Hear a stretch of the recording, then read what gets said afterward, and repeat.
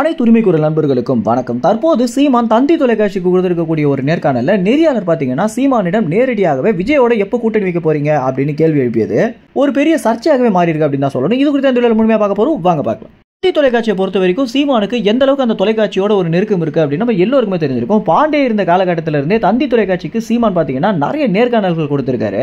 எதனால தந்தி தொலைக்காட்சிக்கு மட்டும் சீமான் அதிக அளவில் நேர்காணல் கொடுக்குறாரு அப்படின்னா, தந்தி தொலைக்காட்சியில் இருக்கக்கூடிய ஒவ்வொரு நெறியாளர்களுமே சீமானுக்கு ரொம்ப நெருக்கமானவர்கள் அப்படின்னும், பாண்டேக்கு பிறகு நிறைய நெறியாளர்கள் எனக்கு ஒரு தம்பி தங்கைகள் போல தான் இருந்துட்டு இருக்காங்க. இதனால தான் அவங்க கேட்ட என்னால மறுக்க முடியாம நான் நேர்காணல்கள் கொடுக்குறேன் அப்படின்னு சீமான் பாத்தீங்கன்னா பல இடங்களை பதிவு பண்ணியிருக்காரு. இப்படி இருக்க கரெக்டா ஒரு 7 மாதத்திற்கு முன்பாக சீமான் அவர்கள் பாத்தீங்கன்னா தந்தி தொலைக்காட்சி கொடுத்திருக்கக்கூடிய நேர்காணல்ல 26 தேர்தலை பொறுத்த வரைக்கும் விஜய் நிச்சயமாக நிற்க போறாரு அப்படின்னு ரொம்பவே உறுதியாக பாத்தீங்கன்னா சீமான் அவர்கள் சொல்லியிருந்தாரு. அந்த ஒரு தருணத்துல விஜய் அவர்களுடைய செயல்பாடுகள் அரசியலுக்கு வராரு அப்படின்றதையும் தாண்டி அவர் ஏற்கனவே பண்ண பணிகளை தானே பண்ணிட்டு வந்துட்டு இருக்காரு, ஒருவேளை அரசியலுக்கு வராம கூட இருக்கலாம் அப்படின்னு நிறைய அரசியல் நிருபர்கள் பாத்தீங்கன்னா சொல்லியிருந்தாங்க.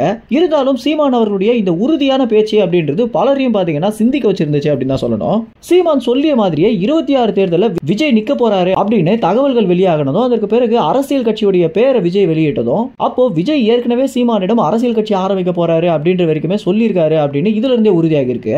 இது குறித்து தான் பாத்தீங்கன்னா தற்போது தந்தி தொலைக்காட்சியோட நேர்காணல்ல சீமான் அவர்களிடம் நெறியாளர் பாத்தீங்கன்னா நீங்க சொல்லிய மாதிரியே விஜய் அரசியல் கட்சி ஆரம்பிச்சிருக்காரு, அப்ப ஏற்கனவே உங்களுக்கு இந்த விஷயம் எப்படி தெரிய வந்துச்சு அப்படின்னு கேட்டிருந்தாரு.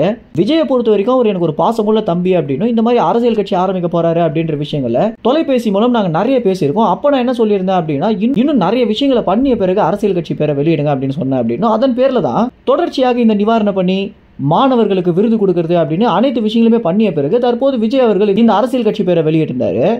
அவருக்கு ஒரு அரசியல் ஆலோசகராக தான் இருந்தேன் அப்படின்னு சீமான் அவர்கள் பாத்தீங்கன்னா ரொம்ப பெருந்தன்மையாக சொல்லியிருந்தாரு.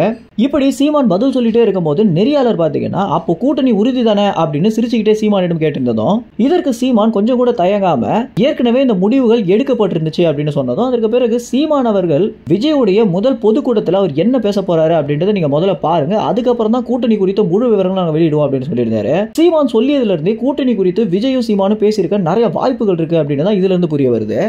தமிழக வெற்றி கழகம் அப்படின்னு விஜயுடைய கட்சி பெயர்ல இருந்து அது ஒரு தமிழ் தேசிய கட்சி அப்படின்னு நிறைய தகவல்கள் வெளியாகி இருந்தாலும் ஏற்கனவே நிறைய தமிழ் தேசிய கூட்டமைப்புகள் சீமானோட சேராம இருக்க நிலையில விஜயும் அந்த மாதிரி சேராம இருப்பாரா இல்ல சீமானோட சேர்ந்து தான் அரசியல் பண்ண போறாரா அப்படின்றத இனி வரும் காலங்களில் நம்ம பொறுத்து இருந்தா பார்க்க முடியும். மேலும் இன்னொரு தகவல் குறித்து என்ன நினைக்கிறீங்க அப்படின்னும், சீமானவர்களுக்கும் விஜய்க்கும் இருக்கக்கூடிய நெருக்கம் கூட்டணியில முடிஞ்சா எப்படி இருக்கும் அப்படின்ற உங்க கருத்துக்களை கமெண்ட்ஸ்ல தெரிவிங்க. நன்றி, வணக்கம்.